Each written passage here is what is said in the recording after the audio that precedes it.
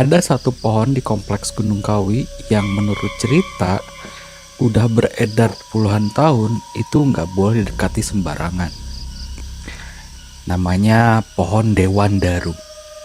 Kelihatannya biasa aja, daunnya kecil-kecil, buahnya merah kayak ceri, tapi konon kalau ada satu daun yang jatuh tepat ke tubuh orang yang bertapa di bawahnya, itu tanda permintaan orang itu bakal dikabulkan. Kedengarannya simpel kan? Tunggu aja daunnya jatuh. Tapi yang jarang diceritain adalah bagian sesudahnya.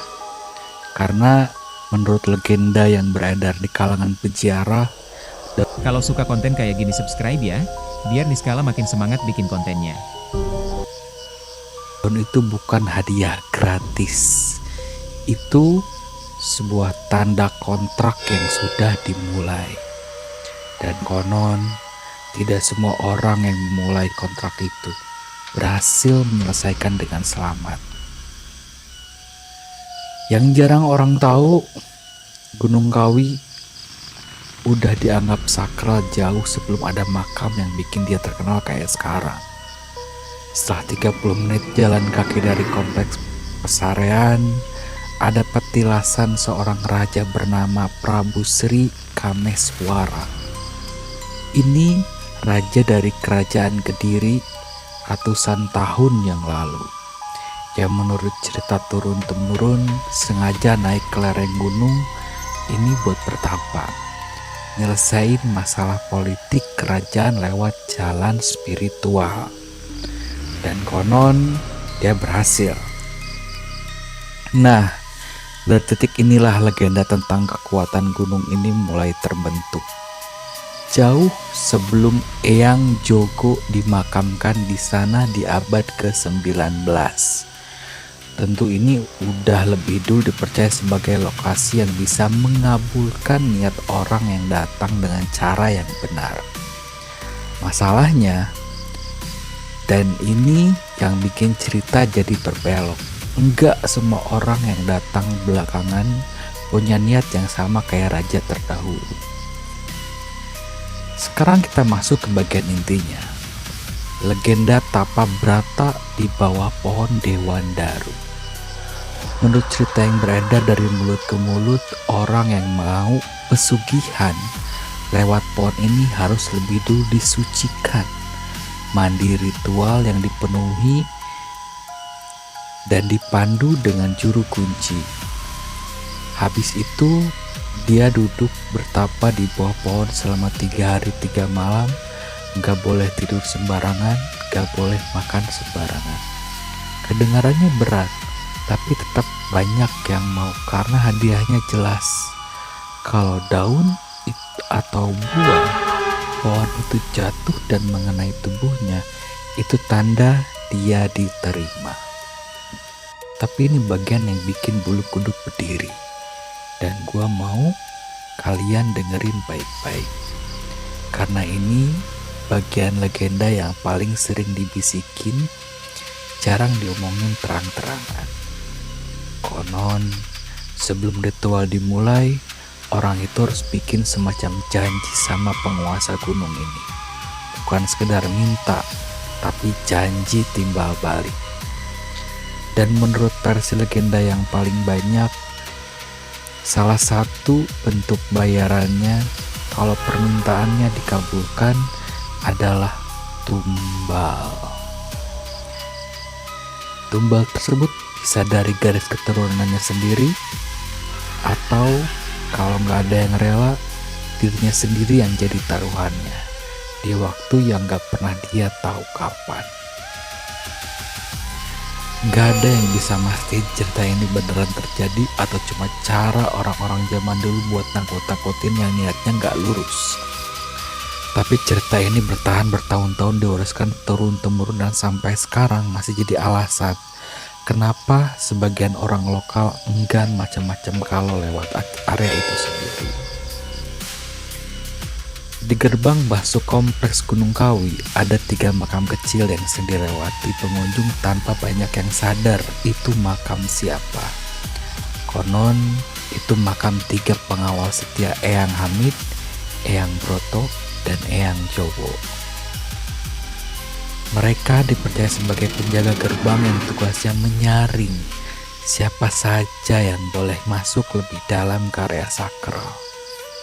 Ada cerita yang cukup sering diulang di kalangan pemandu lokal tentang pengunjung yang datang dengan niat yang sebut saja kurang baik, entah mau nyari pesugihan buat hal yang merugikan orang lain, entah niat licik lainnya. Katanya begitu orang semacam itu lewat gerbang, tiba-tiba cuaca berubah drastis. Langit yang tadinya cerah mendadak mendung gelap dalam hitungan menit. Kabut turun tebal sampai jarak pandang cuma beberapa meter. Kadang disertai petir, padahal sebelumnya nggak ada tanda-tanda hujan sama sekali. Sebagian orang percaya itu murni cuaca gunung yang emang labil, tapi buat masyarakat sekitar itu dibaca sebagai peringatan dari para penjaga, semacam kami tahu niat kamu. Yang bikin legenda-legenda ini tetap hidup sampai sekarang bukan karena ada dokumentasi resminya, justru karena nggak ada. Ini murni cerita yang diwariskan dari mulut ke mulut, dari juru kunci ke juru kunci, dari pejarah lama ke pejarah baru yang baru pertama kali datang. Dan namanya cerita lisan, tiap generasi nambahin detailnya sendiri. Makanya kalau kalian tanya 10 orang berbeda soal apa yang benar terjadi kalau ritual di bawah Dewan Daru gagal, lu bakal dapat 10 versi yang berbeda-beda. Salah satu versi yang paling sering diceritain, ada pejarah yang setelah berhasil dan usahanya mendadak melejit, hidupnya justru berantakan di sisi lain. Rumah tangganya hancur, anaknya sakit, sampai akhirnya dia balik ke Gunung Kawi. Kali ini bukan buat minta lagi, tapi buat melepaskan perjanjian yang katanya dibuat. Apakah itu beneran terjadi persis kayak yang diceritain? Atau itu cuma cara masyarakat ngasih pesan moral supaya tidak langsung? Kalau nyari kayak lewat jalan pintas, ujungnya nggak akan tenang. Itu yang sampai sekarang nggak ada yang bisa jawab pasti. Tapi yang jelas, cerita semacam ini terus hidup karena satu alasan simpel. Orang butuh cerita yang bisa jadi pengingat, dan kadang cerita horor lebih nempel di kepala dibandingkan nasihat biasa. Menariknya, di zaman sekarang, legenda ini nggak menghilang, malah makin gampang nyebar. Karena sekarang ada media sosial. Video-video soal misteri Gunung Kawi bertebaran di internet. Dan tiap video biasanya nambahin buku ceritanya sendiri. Ada yang nyertain soal suara-suara di sekitar. Ada yang ngaku merasa diawasi pacar sendirian ke arah petilasan Prabu Kameswara. Dan karena topiknya emang ada kandungan seram dari dulu, cerita-cerita baru ini gampang banget dipercaya, meskipun gak satupun yang bisa dibuktiin. Kita udah pernah bahas di video sebelumnya soal sisi lain dari Gunung Kawi, soal siapa sebenarnya dimakamkan di sana dan kenapa nggak semuanya dicap pesugihan.